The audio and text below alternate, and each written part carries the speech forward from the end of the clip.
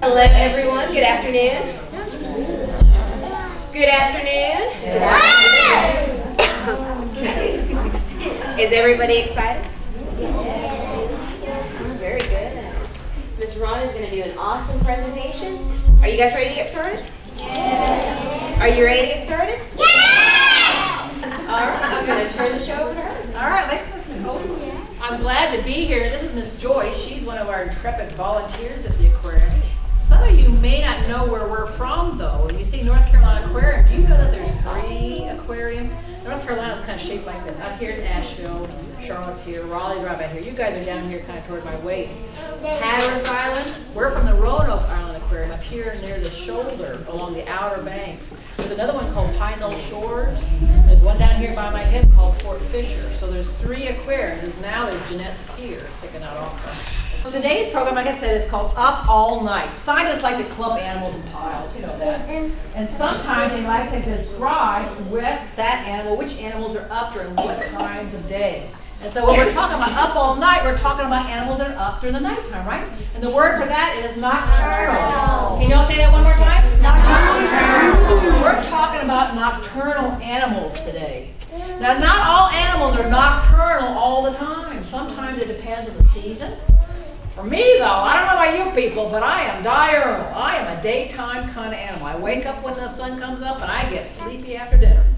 So that's called diurnal. Can y'all say diurnal? Diurnal. And scientists have names for other kinds of times of day when an animal might be up. There are some animals that get up when the sun rises, and they go back to bed around mid-morning. They'll get back up again around dinner time and go back to sleep when it gets really dark. We call that crepuscular. Can y'all say that crepuscular? Crepuscular. Deer are a good example of that kind of animal. You see them on the highways right around dusk and dawn. That's called crepuscular.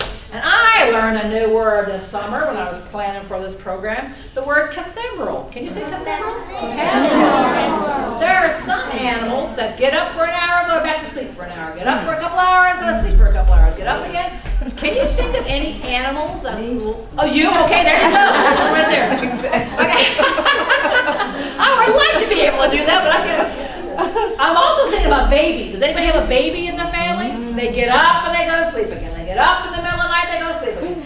And also it turns out there's a lot of primates, animals that were from the chimpanzees and such, that like to kind of get up for a while, go move around, go back to sleep again, get back up again. So these are some of the words that scientists use to describe when an animal might be up. Right? The main reason that we're diurnal, the main reason these guys all are kind of different piles, is because of our senses. We are built for being up at different times of the day. For example, diurnal, dealing with our daytime, being up during the daytime, deals with our senses. How many senses do we have? We have 5. No, you can name one sense. What's one sense? Quiet hands. Yes, ma'am. What's one sense? Seeing. Yes, that's our bestest sense. We have pretty big eyeballs for animals. And what's interesting about our big round eyeballs inside our head is that we like to see in color because we're daytime animals. All that energy coming from the sun allows our eyeballs to see yellows and pinks and purples and oranges and all those nifty colors. When we get up during the nighttime, when we try to be nocturnal, our eyes don't have as much energy coming in, and so we see everything in colors of gray and black. That also, that diurnal eyes that we have allows us to have depth perception. We have a flat face so that we can know how far we have to reach to grab something, like fruit from a bowl or a pencil to write with or a book or whatever. We have that depth perception because of daytime vision. All right, well, that's vision. What's one other one? Raise your hand. Yes, sir. Smell. Smell. We don't have a very good, I'm not talking about how bad you stink. I'm talking about how bad you smell with your nose, right? So our sense of smell is not so hot. Here's a skull. I'm just going to walk around kind of quickly, but this is a people's skull. This is what's inside your head, but this is plastic. Here's a skull. And if you look up its nose, you notice it doesn't have a whole lot of nooks and crannies. When you look at this one, this is from a bobcat. Here's a picture of a bobcat. A bobcat skull, if you look down at the snooter, the nose, you know there's a lot of folds and nooks and crannies. That allows a bobcat, this is a real skull, a bobcat has a very good sense of smell. All those nooks and crannies allows all the smell mechanisms of a place to hang out. So if we put a cat out there, if we had a test between you and the cat would be able to smell a whole lot more different smells in this group than you can. There's other animals that are very good sense of smells. Moths have big fuzzy antenna. Daddy moths can. They'd be able to smell, good old fried chicken down there at Hardee's. Easy. If we were a cat, we probably could smell. If we were a dog, we could probably smell fried chicken working over there. We're going to learn about another animal a little bit later. Has an even better smell than that. Could smell all the way down to Highway 70. Anything smelling down that way. So they have good senses of smell. We don't. Oh well. So we have vision and smell. What's another one? Yes. Hearing. That's our second best sense. And interestingly, if you notice our flappy things, they're supposed to kind of funnel good sounds into our ears. And if you put your hands up behind your ears and make them bigger, I kind of sound louder all of a sudden. A lot of animals, a lot of mammals, animals with fur, they have big ears if they're going to be out at night because there's a lot of good sounds going on at night. All right? So that's the thing. Our hearing is our second best. And I don't know about you, but when I take my glasses off, I can't hear very well. So I have to look kind of see what the lips are moving and that kind of business. Again, if you lose your vision, your ears will pick up a lot better and be able to hear more. And I know there's some teenagers out there, your hearing doesn't work so hot, does it? They'll get better again. All right, so we got vision, we got hearing, we got smell, we got two more. Yes? Touch. Can you guys do this? This is what separates us from a lot of kinds of animals. There's a lot of animals that might have 5 fingers, but they can't do this. Raccoons have 5 fingers, but they kind of pick things up like this. They can't pick up with the fingers like this. And if you look in our brain, the part of our brain that's devoted to touch, our whole skin is touching all the time, right? It's touching clothes and your feet on the ground, that kind of business. But it's our fingers that allow us to do all kinds of stuff, and our brain has a lot of that devoted to our something touching our fingers. So we got smell, we got touch, we got hearing, we got sight. What's the last one? Yes, sir? Yeah, I have taste. Taste! Yeah, I do love a tasty something, huh? And that's the thing, our sense of taste and our sense of smell is in our brains really, really close. So when you have a stuffed up nose, it doesn't taste right, does it? No. Yeah.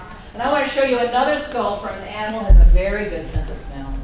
A very good sense of taste. They like sweet stuff just like we do. And this animal has little round ears, little beady eyes, black fur. When it walks flat on its feet, flat, flat, flat. Actually, if you walk it up, it goes, huh, huh, huh.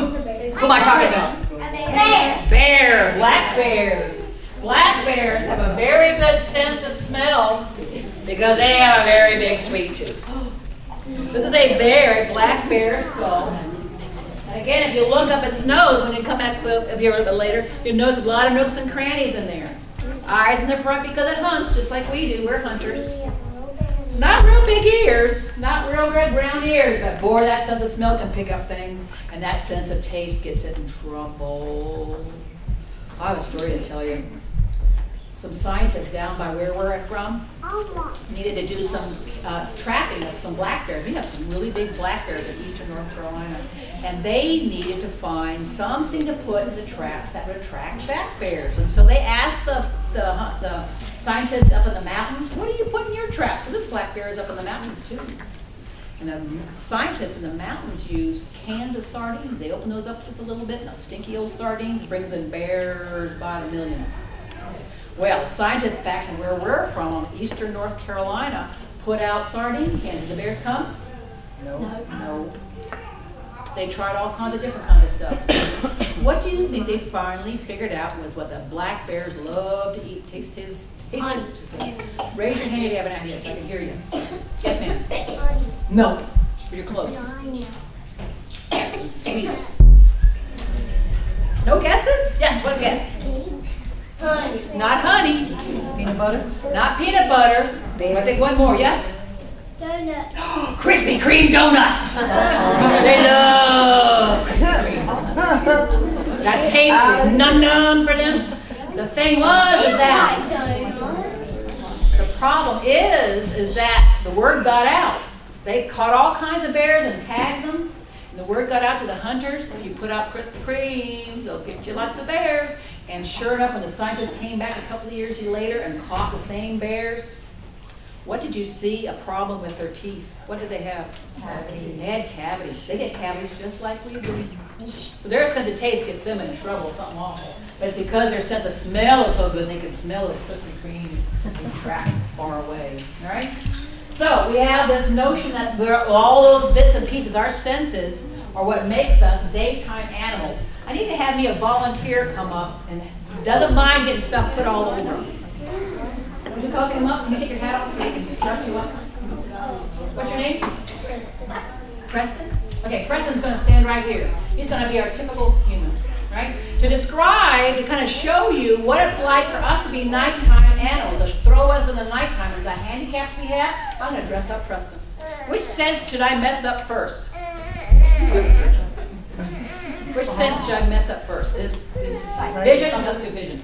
So, for us to be out at night is like Preston here wearing sunglasses. Things are kind of all dark and murky. Depth perception is not going to be like it is when he's got color. What's next sense should I mess up? Smell. Smell, all right. So, Mr. Preston, I'm going to put this on you. All right. Because our sense of smell and our sense of taste are so close, this is what it's like. Our smell could get better. What you can do if you're out at night, kind of wet your nose with your spit, and it allows you to smell things better. You can practice by smelling different spices and fruits and vegetables. But if we just threw Preston out there before he could practice, this is what it's like. You can't taste much, can't smell much, because it's just we're not familiar with the outside smells and we're kind of like a loss. What's the next thing we should do? Hearing. Hearing. Now, our hearing doesn't go bad when we're out at night. What? Our hearing does not go bad when we're out at night. But again, that whole notion, our eyes see first and our ears go, oh yeah, that's Mom hollering at me. What? Okay, all right, there you go. All right, the last thing we need to do are his hands. All right? Again, his fingers can still feel at night. His fingers can still feel at night, but are you going to be putting your hand in some deep, dark crevice you can't see what's going on? And because we don't have whiskers like a cat, we don't have whiskers on our head like other animals, we're not using other body parts to feel like a tail or whatever, we're at a loss. So does he look comfortable? No. Are you comfortable? No. No, all right, let's get him undressed. Give him a hand, guys. Good job.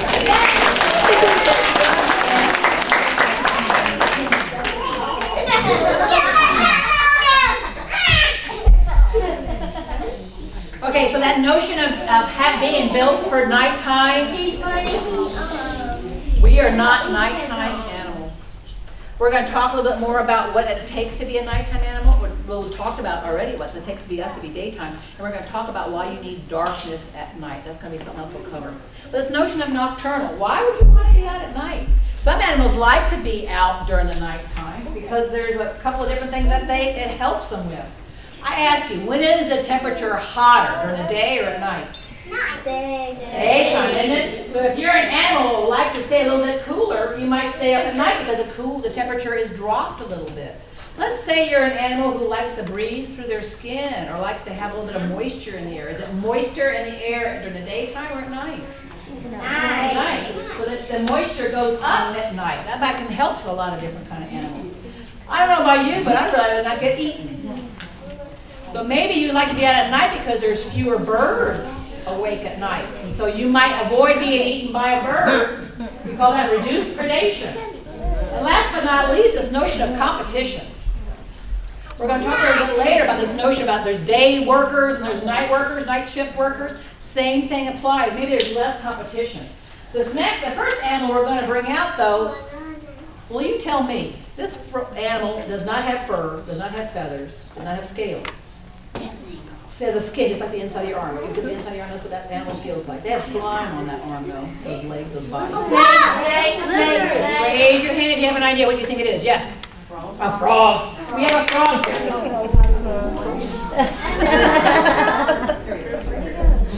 Here is a green tree frog.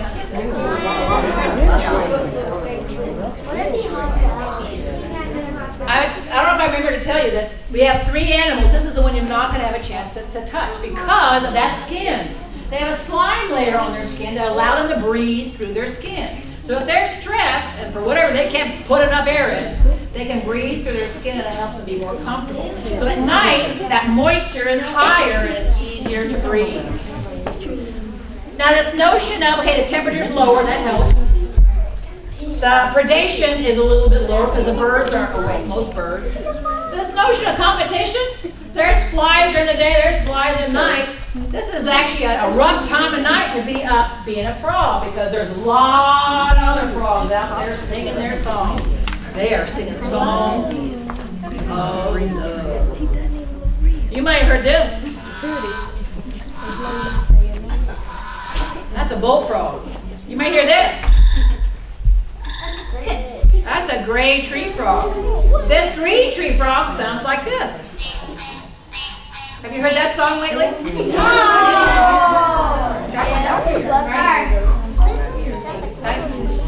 So what's happening is that daddy is singing to the moms, and he's saying, I'm handsome, got a great job, got a great yard. If your girl coming over, always stay away.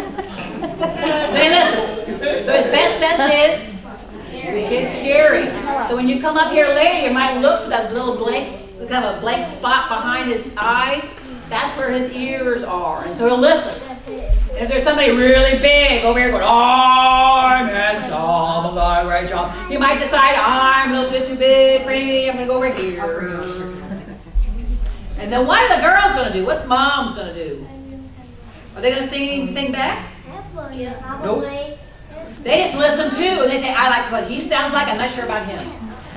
Right? So you can sing this song. Can you sing with me? I'm handsome, got a great job, got a great yard. If your girl coming over, you boys stay away. So there's some competition for love at night, but it beats having to worry about being eaten.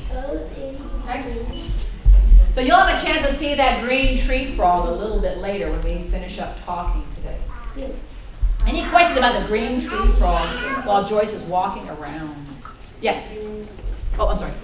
The hand was going up. I thought it was this. Oh, there's one. Yes. What question do you have?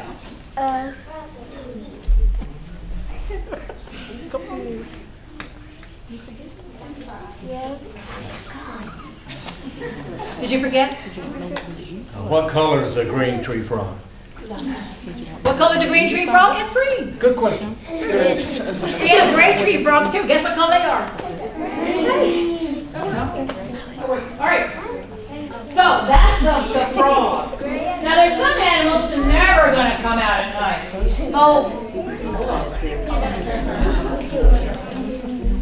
I don't know. We don't have any caves around here, but there are animals that live in caves out in the mountains. Never see the light of day.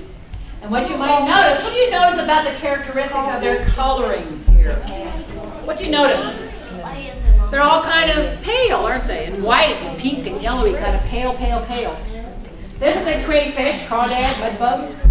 We have a fish, and we have a special kind of an amphibian here. It's a worm. Amphibian. And so what these animals, they don't care about freckles or sunburn or whatever. They're going to have pale skin because they never see light. There's other animals you might find deep dark in the ocean. And these guys also are built for being in the dark deepness. They have big eyes, hoping maybe they'll get some sunlight, but they never do. They have, some of them have a lot of feelers on them so that they can feel when they're out there in the deep dark ocean. And some of them will even have a little bitty light on the end. This is called anglerfish. Interesting thing, even though they're deep dark water, they think, it sure would be cool to have some light. And so if they dangle something over there, the little fish are like, I need the light, I need the light. They come too close and they get eaten. It's very dangerous in the deep dark ocean. This last animal you mentioned before, the mole, you might find these in your yard and they may pop up. They're not built for daytime, they're built for being underground and dark. And so you can see the long skinny nose, the whiskers, the no eyes hardly, little bitty eyes, hardly any ears. Is that a monkey? You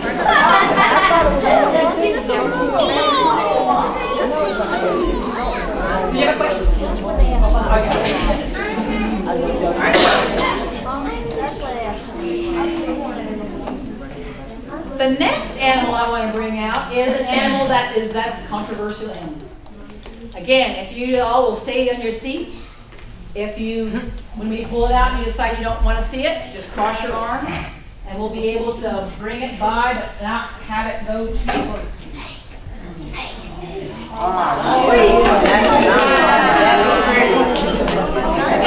Just cross your arms rather than scooch back real fast and kind of knock other people over.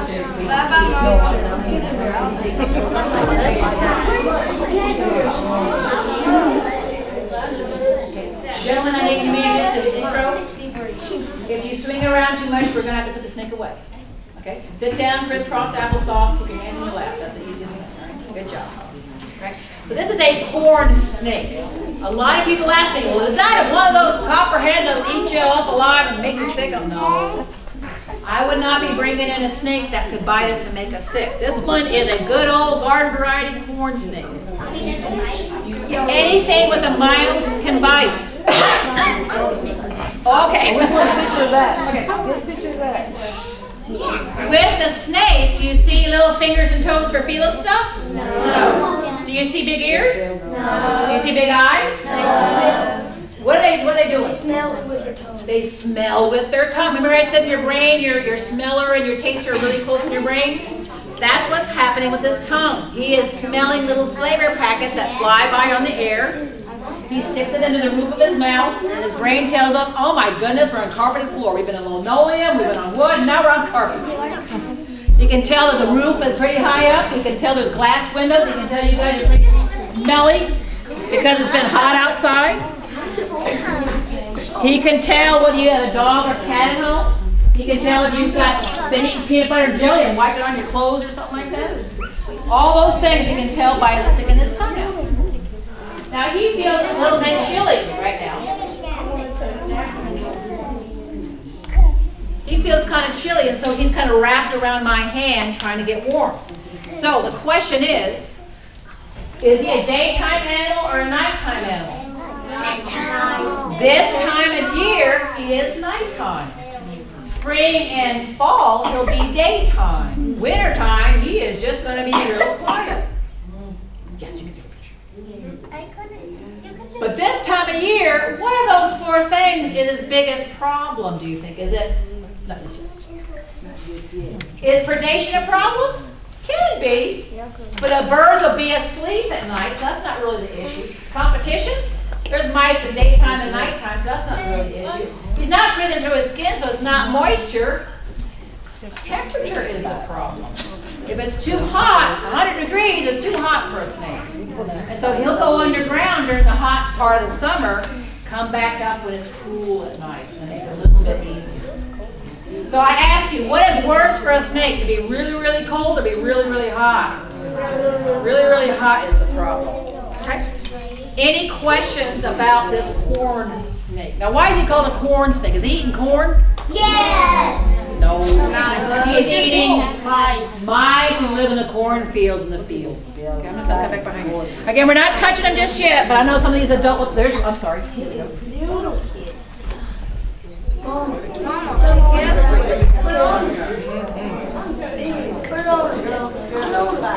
All right. Any other questions about the corn snake?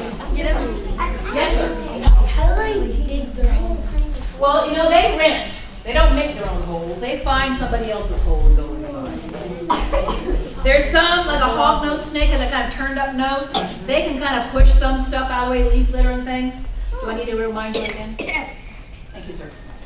But most snakes don't have that hard anything in front, and so they just use somebody else's hole. Any other questions? Yes, sir. Real quick. There'll be plenty of time at the end too to take pictures. All right, any other good questions? Again, anything with a mouth can bite. Because they're so gentle with this corn snake, he does not bite anybody before. When you have a chance to feel, we'll talk about that later, if you feel it gently, he won't bite me, he won't bite you, and everything's fine. Okay? All right, let's put him back in his box and kind of rest for a bit. All right? I need to have 6 volunteers come up. Raise your hand quietly. Okay, green shirt guy, come on up. Pink dress girl, come on up there. Come on up, yellow shirt guy. You already helped. Yellow dress girl, pink Shirt girl, 1, 2, 3. You can come up, your big sister. Your big sister. All right. Here we have some people. I have 6 pictures of animals. Now, again, this whole notion of competition. That's not, if we went out here at the end of this program and went down to the Hardys and all got in line, how long would it take for them to wait on all of us? A long time. And so it might be easier if you guys went just after class, and if you went another hour later, if you went at 2 o'clock in the morning, and you went at 5 o'clock in the morning, or something like that. If we spread it out, it'd be a whole lot easier for us to get waited on to get our food. So there's going to be a daytime animal and a nighttime animal almost in every job there is in nature. Pretty cool. So we're going to try to figure out how to match up 6 pictures, 6 animals, 3 groups. 3 times 2 equals 6. Good job. You haven't forgotten your math. All right. Here's this one. We got a hawk. We got a squirrel. We got a purple martin. We got an owl. We got a rat. And we got a bat. Get the rat. So hold up so everybody can see your pictures. Let's start with the Miss Hawk here. Hawk is a very good predator, meaning she is really good at finding food to eat.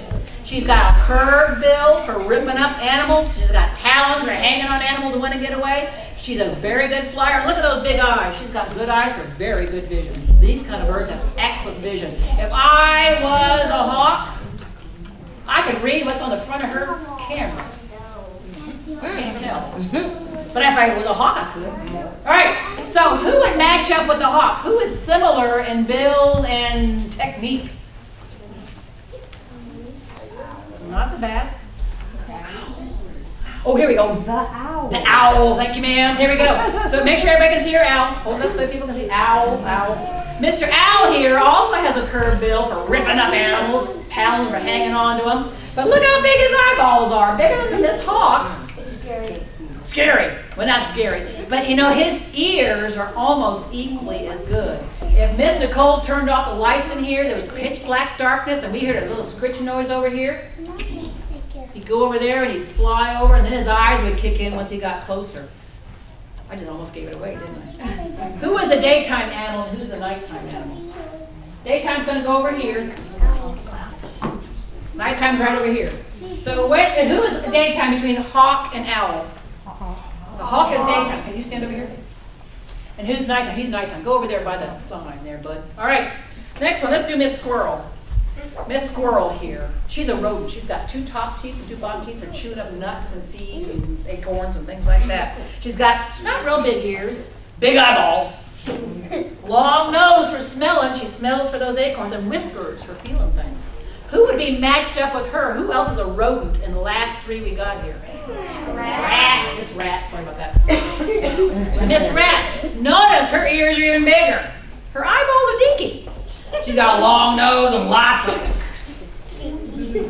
They're both eating seeds. Which one's going to be the daytime rodent? Who's a nighttime? Squirrel. Squirrel is day, and the rat is night. All right, so go over here, Miss Rat. Now notice on hers how big his eyes are. So turn this way so everyone can see. Right? Big eyes. They think squirrels see in color. When you think about it, it makes sense. Squirrels are always daytime animals. They're never nighttime animals. And they have to be able to jump from tree to tree to tree. So they need that depth perception that color vision gives you. So that's an advantage for her to have big eyes that work really well in the daytime. So scoot your way over this way. All right, we got these last 2. Mr. Batman and Miss Purple Mark. Both of these are good for, say where you see, C and C and C and C. Both of them are very good flyers. Both of them eat flying insects. They both fly. So are they both birds? No. This one is a bird. This one is a bat. And bats are types of mammals. This is the only flying mammal we've got. They can hang upside down. They do. So they have very weak feet. They don't feel with their feet. Both of them are eating bugs that are flying. Which one's the daytime one? This one. So you scoot your way this way. And here's, don't go anywhere there, Mr. Batman. Notice how big the ears are on the bat. This is a red bat. We have these in eastern North Carolina. Beady little eyes, not a whole lot of whiskers. When when you come up here later, you'll see a little skull. This is a bat skull, not hardly much room for smelling. What is its best sense? Hearing. That bat will put out a little beep noise, and it'll echo back, and he'll be able to hear with his ears and determine, whoo, this is a big room. There's a bunch of people laying on the ground. There's a big ceiling done, there's a carpet on the bottom, there's glass over that way, there's a clock over that way, there's a flag over that way. You can hear all those things by the way those things echo back. But if he goes beep, and it comes back, says, moth, you go beep, beep, beep, beep, beep, beep, they'll start to hone in on that moth, and they'll be able to grab it. Now, interesting thing, they're finding that some moths are realizing when they hear that first beep, they go, uh-oh. They just automatically drop out of the sky. They just stop flying and just let their body drop. Because they know Mr. Bat here is not going to be dumb enough to go zipping down to the ground because he could hurt himself. And so that's how this kind of this arms race going on between bats and moths. Pretty wild, huh? So hearing is very important for this kind of animal. Very good. So where does he belong? He belongs over here toward the nighttime. Any questions about this exercise? Questions? All right, thank you. Give him a hand, guys.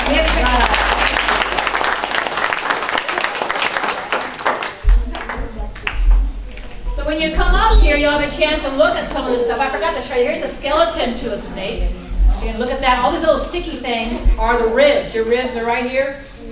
Ours kind of start here at our collarbone and stop right here at our belly button. But a snake starts with their collarbone and goes all the way over and comes down.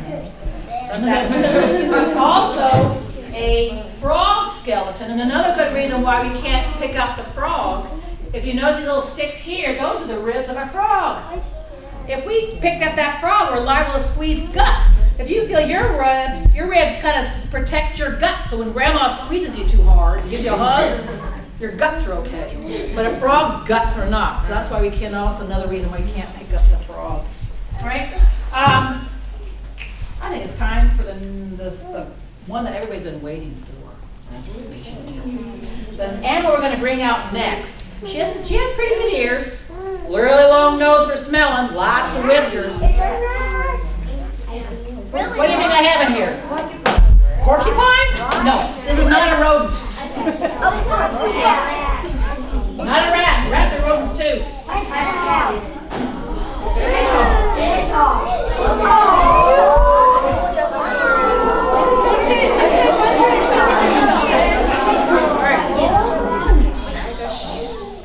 She is a very nocturnal animal, and she's been on the road since 7 o'clock this morning. She's not happy. What she does is she has spines that she uses. Let's look at this list for a second. She is not from our part of North Carolina. You'll not see one of these in the wild. This is from North Africa, a place called Algeria. This is as big as she gets. When we're looking at this thing, she is a nighttime animal because Algeria has a lot of deserts. When is it hotter in the desert? Daytime. When is it cooler? At night. There's more moisture. She's not getting moisture from the air. That's not really an issue. Predation. If you can be in a dark, dark desert with not a lot of light, you might be able to hide pretty good. Competition. She's eating the bugs at night that some of the ones during the daytime are not being eaten. She is an insectivore, like a mole or a shrew. But look at her big ears for hearing those bugs scurrying around. Her long, snooty nose for smelling those bugs. Not real big eyes. She doesn't feel so hot. But she's got a lot of good whiskers for feeling in the dark.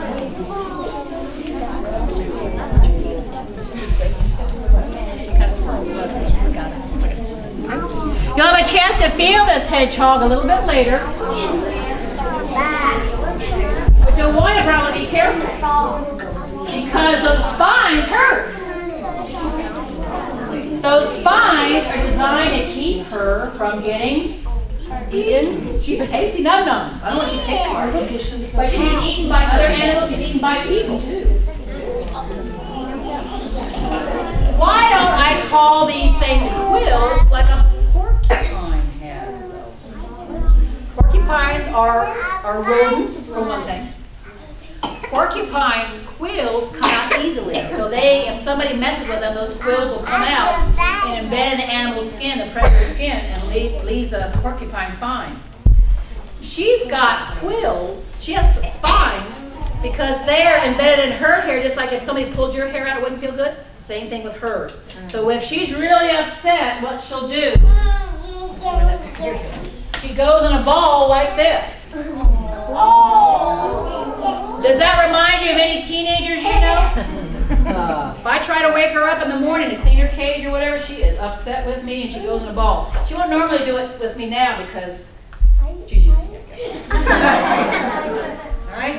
So this is what she'll do. All those spines lie up. It's like trying to pick up a cactus. It's how easy it is to pick up a cactus. Not very easy. Yeah, with gloves. Yeah, some people use gloves. Any questions about the hedgehog? Oh my God. Come over here, lady. Come over here. Yes, sir. What question? Are they sold in pet stores? If you find one sold in pet stores, do not buy it. It's against the law. It's against the law. Exactly. Yeah. She is gorgeous. Did you get it? Got it. Pinto would love her. The reason why. How many of you have heard about the pythons that got let loose in the Everglades? Yeah. People decide, oh, I'd love to have an exotic pet. And then they realize how much care or how big they are or how stinky they are, and they let them loose. So now she's regulated by the USDA, Department of Agriculture, and you have to buy her from a breeder. If we got, for some reason, tired of messing with her, we have to give her back to the breeder we got her from. If you find them in the pet store, they probably were not raised correctly to be calm around people, and you probably won't have a very good pet. So it's best to buy it from a breeder. Yes? Yes, sir. Oh. What do they eat? What do they eat? I call it an insectivore, so they eat insects. And that's one of the special things about her. She can eat scorpions. No problem. Who cares, she says. I don't care if they got poison. I'm going to eat them anyway. So she eats them and then she doesn't get sick. Pretty cool. Yes? She is about 2.5 years old. She's full grown. The ones from Europe are about twice her size. She's considered a pygmy hedgehog. Do you have another question? She's not a rodent, so when you come up here and look at her skull, you'll notice a lot of little teeth for hanging on to bugs and want to get away. A rodent usually eats plants, and so it has choppy teeth rather than hanging on to them. One last question. Yes, sir? If you Google hedgehogs, they'll give you a list of breeders, and you can go through those breeders. It takes a long time because they kind of make sure there's not too many hedgehogs out roaming around too much.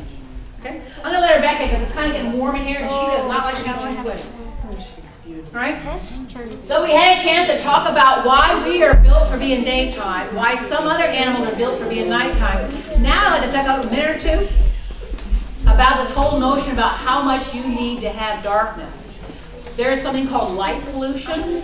Too much light is a problem for not only you guys, but for the plants and animals that live outside.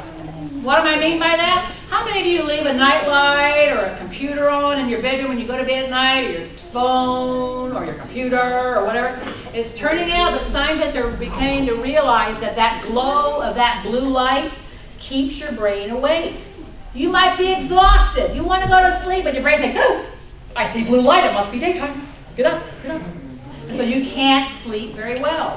So your best bet is to what? Turn that stuff off. They're even saying for guys your age, you should probably turn all that stuff off about an hour before you want to go to bed.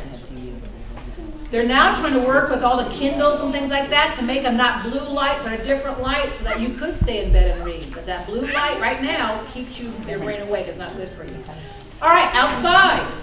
Who cares if we leave the light on? Trees go through what's called a light cycle and a dark cycle. They change energy sources. So if we have a big old spotlight shining on that tree all night long, you can't ever get that night cycle to go. So that's a problem with trees. Bats and owls, if they're trying to sneak up on somebody and they see a big old shadow coming at that mouse, I was like, wah, and they get out of the way real quick. They can't eat like they're supposed to. So, oh, you got that thing? Here. Darksky.org. Maybe you're thinking, well, lady, I have to worry about people sneaking around my backyard or whatever. Let me show you a picture. You get a better glimpse of this when you come up. Here is a picture of the same side of somebody's house. They have a big old light that's just shining all over. It's up, down, sideways, everywhere. Here, the person is blocked just a little bit, and you can see the person standing right there. So that darksky.org can give you information on how to create a safe place for your house.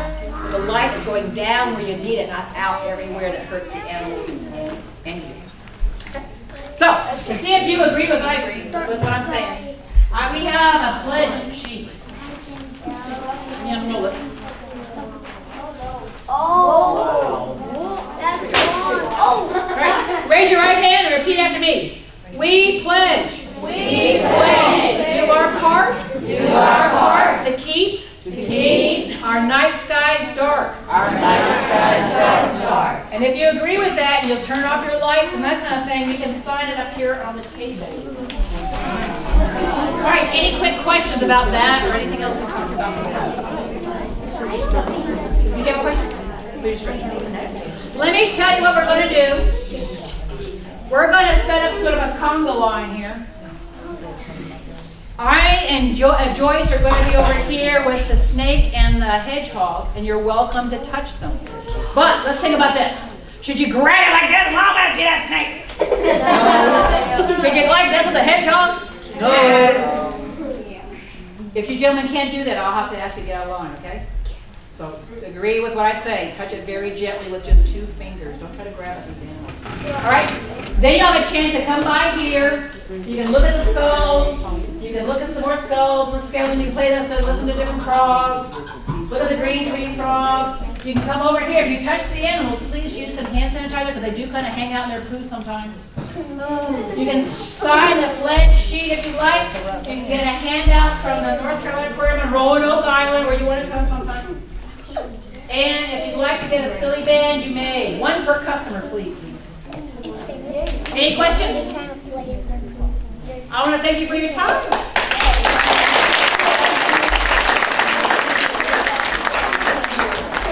Hold on a second. Let me tell you one more last thing.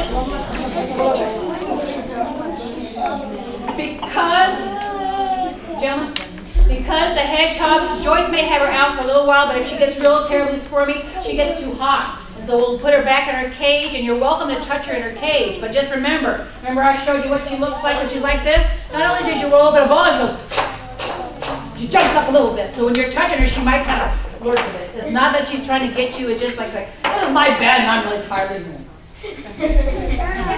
All right, come on up. Line up over here then. Line up behind this gentleman right here. Line up behind you. You said my name. Get it.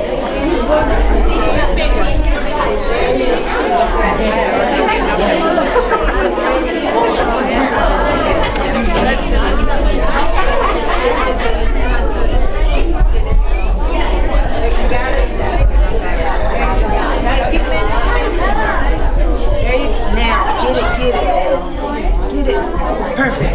There you go. Dad's gonna eat that one. Good job. All right.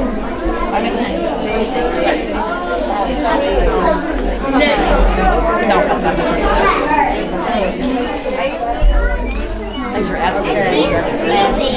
He has 1 lung. So he just kind of breathes with that 1 lung. He is gorgeous. Exactly like Max's purse. It looks kind of like your mom's purse. I mean, yeah, there's a lot of people that use snitches. Did you cut her head off? Are you going to touch the hedgehog?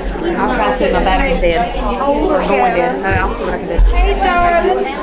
Hey, baby. Ooh, girl. Yes, I feel those things. Yes. You are so precious. Oh, my goodness. My Pinto would love her. That's our guinea pig.